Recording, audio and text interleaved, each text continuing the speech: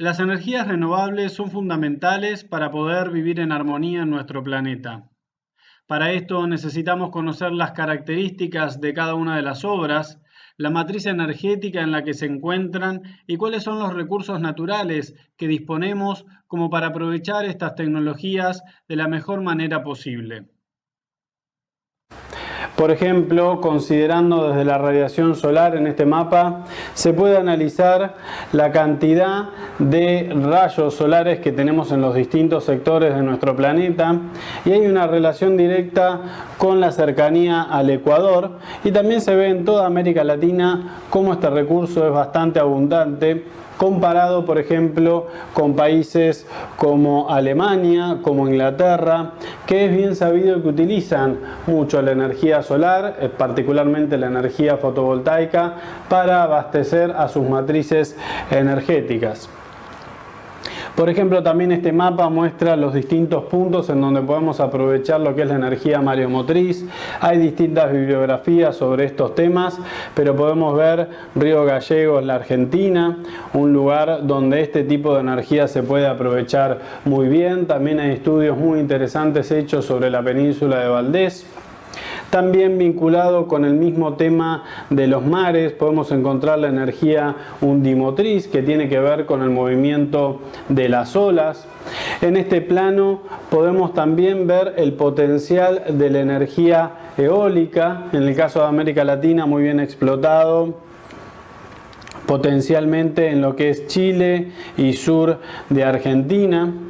Y también si nosotros vemos otros países como puede ser España, por ejemplo, que han tenido una inversión muy fuerte en energía eólica, las características geográficas para aprovechar este recurso no son tan ricas como los que tenemos en América Latina. Por eso, al ir viendo otros países el potencial que les han dado a este tipo de recursos, nos motiva a nosotros como para seguir apostando en energías renovables, agradecer todo lo hecho y por supuesto seguir focalizando en la cantidad de cosas que se pueden hacer.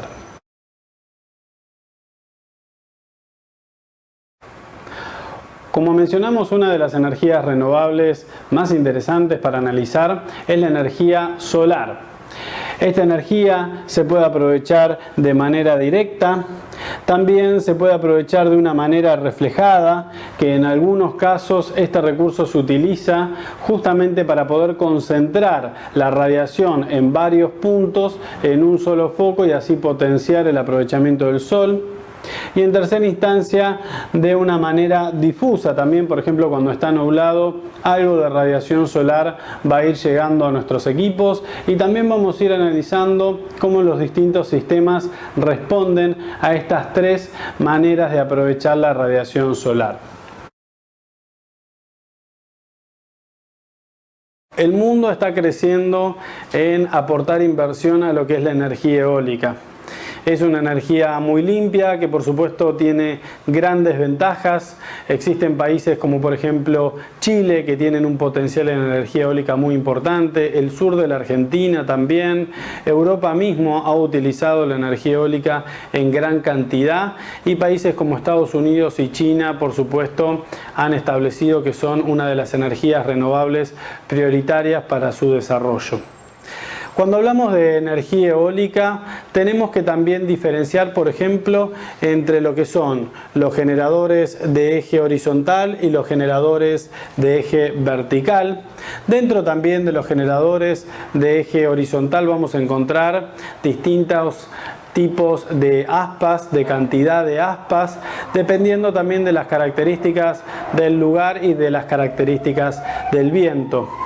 Los generadores de eje vertical son muy eficientes y se consideran también, por ejemplo, para ciudades en donde hay un viento de carácter más turbulento, donde no tiene una dirección muy constituida o definida. A partir de ahí, el eje vertical tiene una eficiencia mayor. Para los de eje horizontal requieren un viento laminal con una buena dirección, paralelo, como para decirlo en algunos alguna otra manera, y por supuesto en función de la velocidad que tenga ese viento también va a ser la elección del tipo del aerogenerador.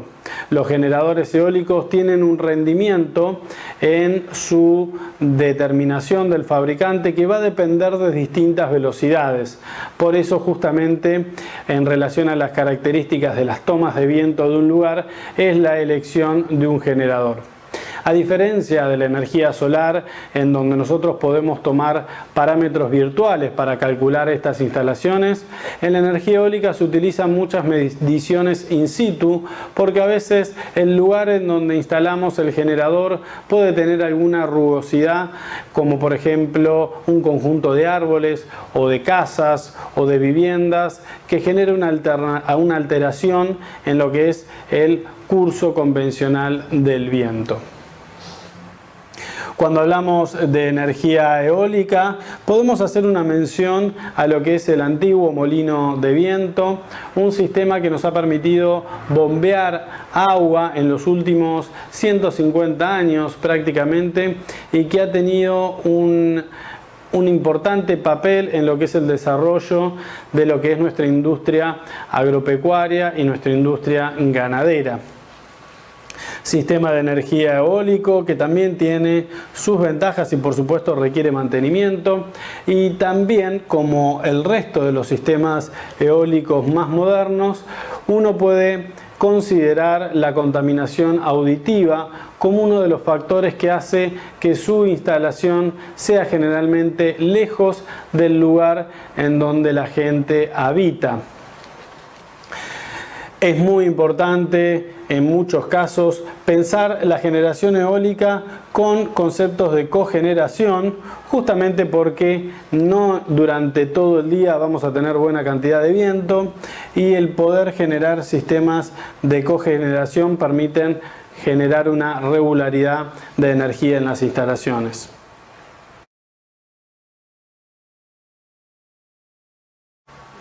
Una energía renovable que ha crecido mucho su incorporación en los últimos años y en las últimas décadas es la biodigestión.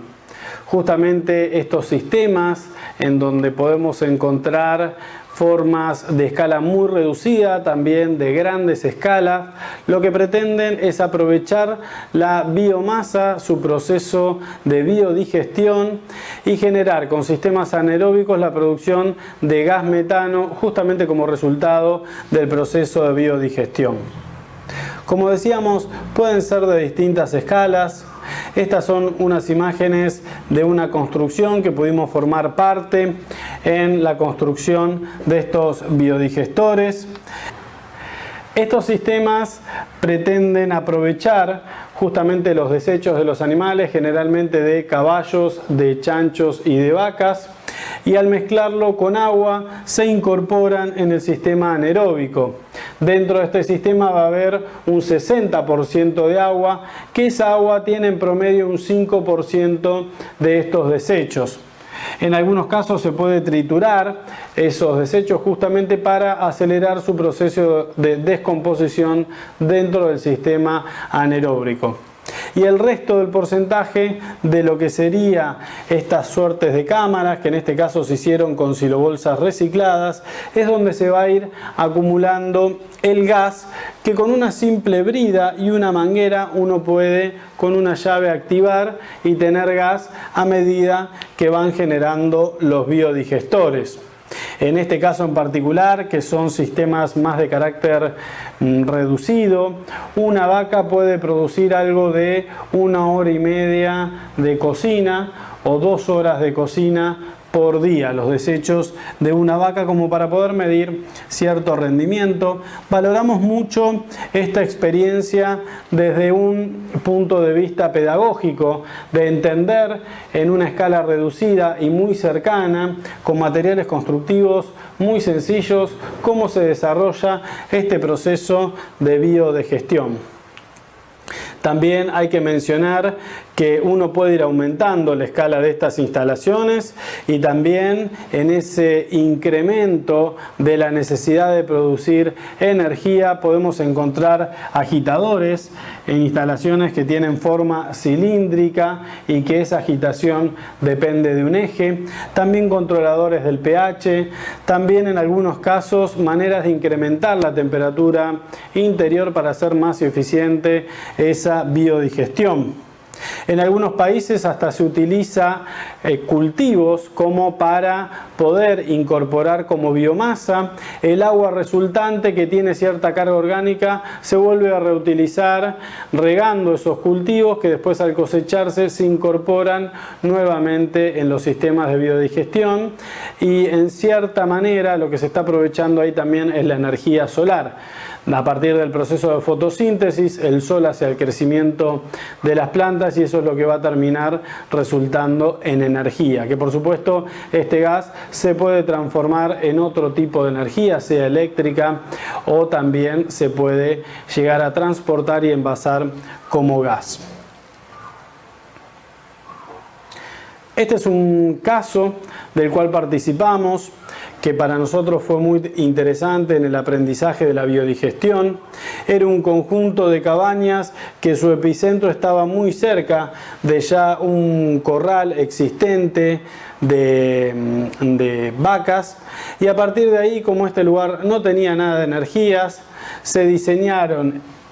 cabañas que intentan aprovechar muy bien la orientación del sol, que intentan protegerse también muy bien del sol en verano, tienen algunos sistemas de energías renovables solares y también se requería resolver la calefacción y la cocina de estas instalaciones. Por eso hicimos un cálculo de la demanda energética de gas que necesitaban estas cabañas y vemos que es en invierno en donde se suma no solo la calefacción,